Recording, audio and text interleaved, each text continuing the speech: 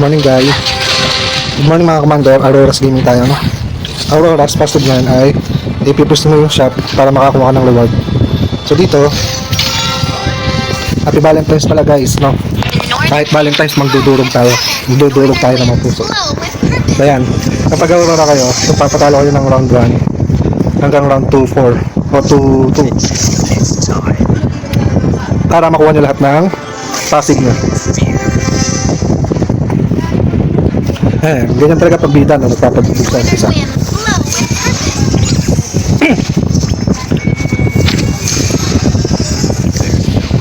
Dito kumuha tayo ng item.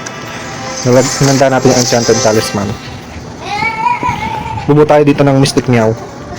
Kasi yung Mystic Meow, late gamer siya.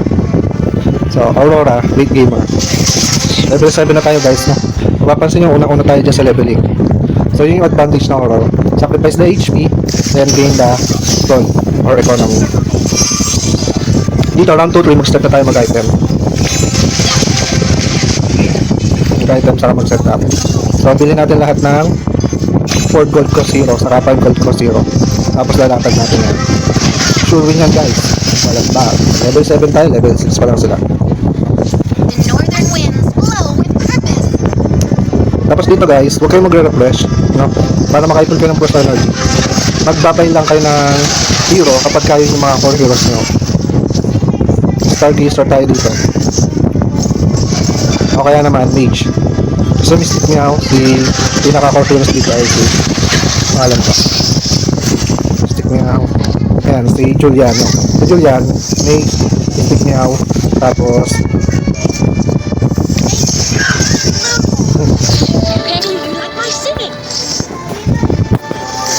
Q-Maker, no? Ito. Face Warper pala. Pero, kasama ko pa yung sa lineup ko to si Scavenger. Mystic niya ang Scavenger. Setup. Pwede mag-trade yan ng Scavenger. So, kahit walang connect yung mga 5 gold cost hero natin, bilhin nyo tapos lagay nyo sa tiles nyo. Level 8 na tayo guys. Kapag Aurora kayo, dapat makapagpa-level 10 agad kayo eh.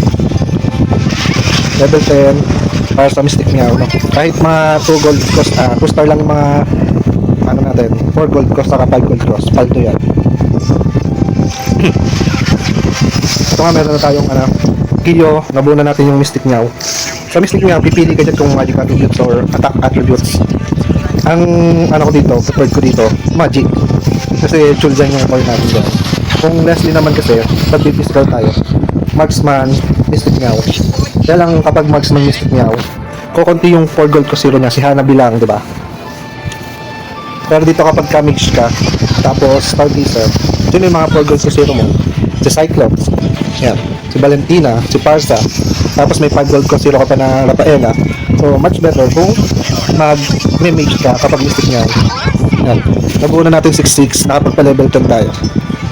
Plus, dahil nagsacrifice tayo ng life ng build ng HP natin, nakakuha tayo ng cap pang plus 1 ng lineup natin. So 11-11 tayo, nakakuha natin yung 10-10 ng Meow. Oh, guys, balagbag to. Pag level 10 ka na, namimili ka na lang dito ng 5 gold cost hero kasi 25% na yan. Saka 4 gold cost hero, balagbag yan. Tapos sa power cards natin ay premium client, saka Talisman Unleash. Kasi meron yung dagdag sa passive, no? Boom, dalawa na lang kami. Dito, nakapag-restart yung Kiyo, no? Hinahanda ko na siya kasi tinignan ko yung lineup ng kalaban kung ano siya, may gold pa siya. Talo na ako, nag-concede na siya. Pero Mystic Meow din yung kanya. Ayan, kato, diba? Yung Mystic Meow. Sa kanya, Mystic Meow, Exorcist. Counter yan sa mage eh. Pero dahil nga planado ko na yan, no, kukunin natin yan si Kiyo. Pak. Dito napabenta ko yung ibang units ko eh. Tapos binalik ko na lang. Nawala yung Mystic Meow ko, no. Pero balagbag kasi napag-star natin si Kiyo.